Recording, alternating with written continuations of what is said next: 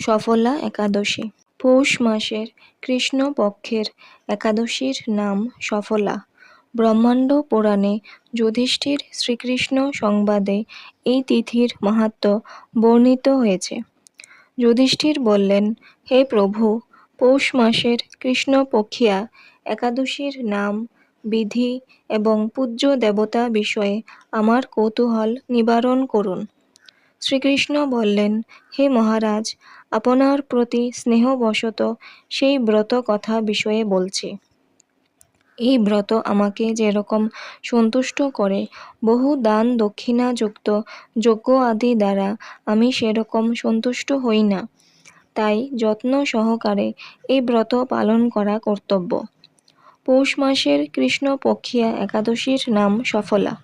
নাগদের মধ্যে যেমন শেষ নাগ, পক্ষীদের মধ্যে গরুড়, মানুষের মধ্যে ব্রাহ্মণ, দেবতাদের মধ্যে নারায়ণ সর্বশ্রেষ্ঠ, তেমনই সকল ব্রতের মধ্যে একাদশী ব্রতই সর্বশ্রেষ্ঠ। হে মহারাজ, যারা এই ব্রত পালন করেন তারা আমার অত্যন্ত প্রিয়। তাদের এই জগতে ধন লাভ ও পরজগতে মুক্তি লাভ হয়। হাজার হাজার বছর তপস্যায় যে ফল লাভ হয় না, একমাত্র সফলা একাদশীতে রাত্রি জাগরণের ফলে তা অনায়াসে প্রাপ্ত হওয়া যায়। মহিষ্মত নামে এক রাজা প্রসিদ্ধ চম্পাবতী নগরে বাস করতেন। রাজার 4 জন পুত্র ছিল, কিন্তু তার জ্যৈষ্ঠ পুত্র লম্ভক সর্বদা পরস্ত্রী গমন, মদ্যপান প্রভৃতি অসৎ কার্যে রত ছিল। সে সর্বক্ষণ ব্রাহ্মণ, বৈষ্ণব ও দেবতাদের নিন্দা করত।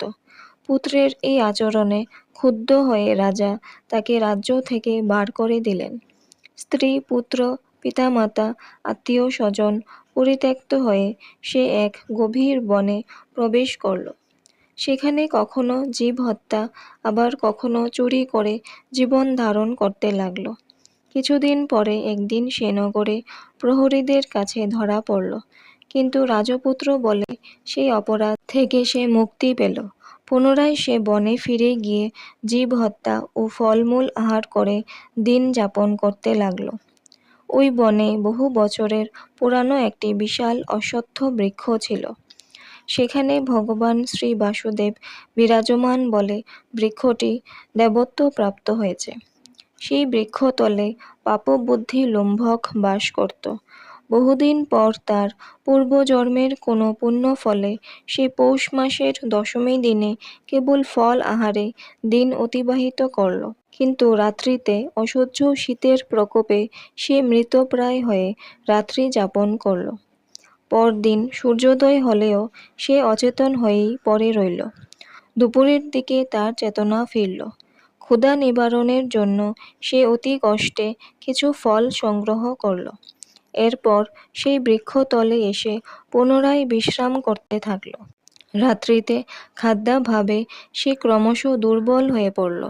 সে প্রাণ রক্ষার্থে ঈশ্বরের উদ্দেশ্যে ফলগুলি নিয়ে, হে ভগবান, আমার কি গতি হবে বলে অশ্রুপাত করতে করতে সেই বৃক্ষমূলে, হে লক্ষ্মীপতি নারায়ণ, আপনি প্রসন্ন হন বলে নিবেদন করল।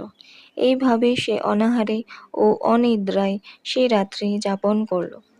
ভগবান নারায়ণ সেই পাপী লম্ভকের রাত্রি জাগরণকে একাদশীর জাগরণ এবং ফল অর্পণকে পূজা বলে গ্রহণ করলেন। এইভাবে অজ্ঞাতসারে লম্ভকের সফলা একাদশী ব্রত পালন হয়ে গেল। প্রাতকালে আকাশে দৈববাণী হল, হে পুত্র, তুমি সফলা ব্রতের পুণ্য প্রভাবে রাজ্য প্রাপ্ত হবে। সেই দৈববাণী শোনা মাত্র লম্ভক দিব্য রূপ লাভ করল। তার পাপবুদ্ধি দূর হল। সে পুনরায় নিষ্কণ্টক রাজ্য লাভ করল।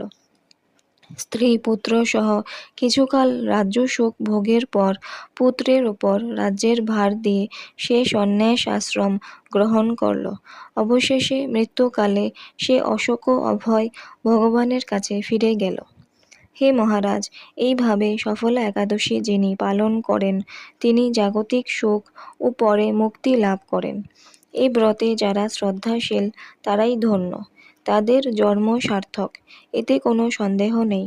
এই ব্রত পাঠ ও শ্রবণে মানুষের রাজসূয় যজ্ঞের ফল লাভ হয়।